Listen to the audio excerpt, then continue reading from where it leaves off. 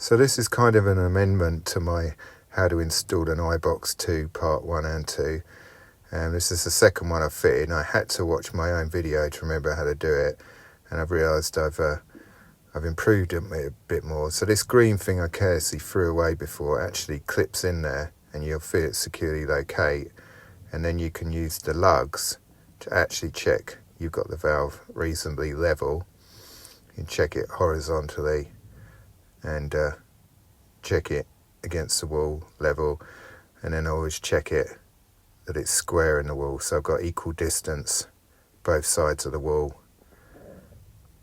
And then these lugs here, if you had it set further back, you could use those. If you're pushing on a fibre board, it would mark the position of the valve for you. So I pushed the insert bit all the way back, and if you measure from the back of the valve, I'm just over 80 millimeters, which is the minimum clearance.